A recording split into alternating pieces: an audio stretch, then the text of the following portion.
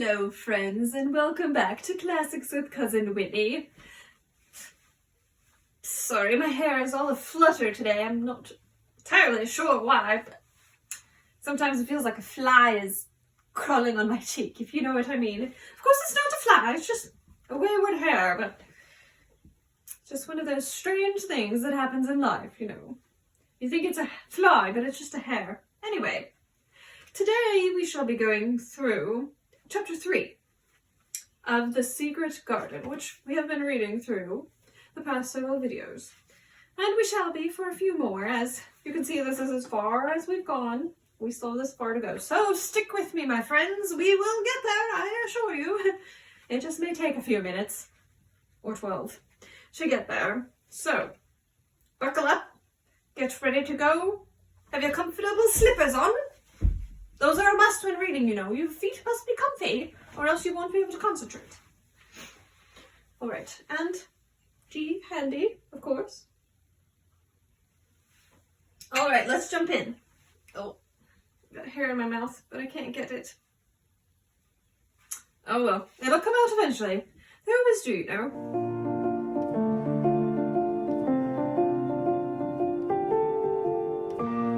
Chapter 3. Across the moor. She slept a long time, and when she awakened, Mrs. Medlock had bought a lunch basket at one of the stations, made some chicken, and cold beef, and bread and butter, and some hot tea. It does really say that in the book, some hot tea. I just happen to have some hot tea here with me. Anyway, back to the book. The rain seemed to be streaming down more heavily than ever, and everybody in the station wore wet and glistening waterproofs.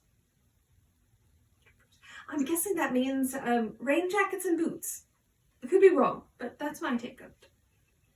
The guard lighted the lamps in the carriage, and Mrs. Medlock cheered up very much over her tea and chicken and beef. She ate a great deal, and afterward fell asleep herself, and Mary sat and stared at her, and watched her fine bonnet slip on one side until she herself fell asleep once more in the corner of the carriage, lulled by the splashing of the rain against the windows. It was quite dark when she awakened again. The train had stopped at a station, and Mrs. Medlock was shaking her. "You have had a sleep," she said. "It's time to open your eyes. We're at the Waite station, and we've got a long drive before us." The station was a small one, and nobody but themselves seemed to be getting out of the train. The station master spoke to Mrs. Medlock in a rough, good-natured way, pronouncing his words in a queer, broad fashion, which Mary found out afterward was Yorkshire. This could be interesting, so stick with me. "I see thou's got back," he said, "and thou's brought the young'un with thee." "Aye, that's her," answered Mrs. Medlock, speaking with a Yorkshire accent herself and jerking her head over her shoulder toward Mary. "How's thy missus?" "Well, you know, the carriage is waiting outside for thee." Oh dear, I do not know this word, but I shall say carriage because I don't want to slaughter the pronunciation. A carriage stood on the road before the little outside platform. Mary saw that it was a smart carriage, and that it was a smart footman who helped her in. His long waterproof coat and the waterproof covering of his hat were shining and dripping with rain, as everything was, the burly station master included. When he shut the door, mounted the box with the coachman, and they drove off, the little girl found herself seated in a comfortably cushioned, I'm making up new words, it seems, corner, but she was not inclined to go to sleep again. She sat and looked out of the window, curious to see something of the road over which she was being driven to the queer place Mrs. Medlock had spoken of. She was not at all a timid child, and she was not exactly frightened, but she felt that there was no knowing what might happen in a house, with 100 rooms nearly all shut up, a house standing on the edge of a moor. "What is a moor?" she said suddenly to Mrs. Medlock. "Look out to the window in about 10 minutes, and you'll see," the woman answered. "We've got to drive 5 miles across Missel Moor before we get to the manor. You won't see much because it's a dark night, but you can see something." Mary asked no more questions, but waited in the darkness of her corner, keeping her eyes on the window. The carriage lamps cast rays of light a little distance ahead of them, and she caught glimpses of the things they passed. After they had left the station, they had driven through a tiny village, and she had seen words are difficult today. Whitewashed cottages and the lights of a public house, also known as a pub. Then they had passed a church and a vicarage, and a little shop window or so in a cottage with toys and sweets and odd things set out for sale. Then they were on the high road, and she saw hedges and trees. After that, there seemed nothing different for a long time, or at least it seemed a long time to her. At last the horses began to go more slowly, as if they were climbing uphill, and presently there seemed to be no more hedges and no more trees. She could see nothing, in fact, but a dense darkness on either side. She leaned forward and pressed her face against the window just as the carriage gave a big jolt. "Aye, we're on the moor now, sure enough," said Mrs. Medlock. The carriage lamp shed a yellow light on a rough-looking road, which seemed to be cut through bushes and low-growing things which ended in the great expanse of dark, apparently spread out before and around them. A wind was rising and making a singular, wild, low, rushing sound. It's not the sea, is it?" said Mary, looking round about her companion. "No, not it," answered Mrs. Medlock. "Nor it isn't fields nor mountains. It's just miles and miles and miles of wide land that nothing grows on but heather and gorse and broom, and nothing lives on but wild ponies and sheep." "I feel as if it might be the sea, if there were water on it."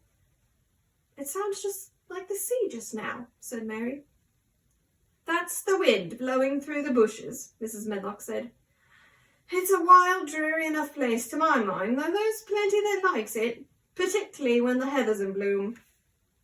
On and on they drove through the darkness, and though the rain stopped, the wind rushed by and whistled and made strange sounds. The road went up and down, and several times the carriage passed over a little bridge beneath which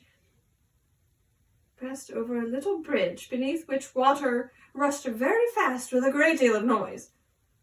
Mary felt as if the drive would never come to an end, and that the wild, bleak moor was a wide expanse of black ocean through which she was passing on a dry strip of land.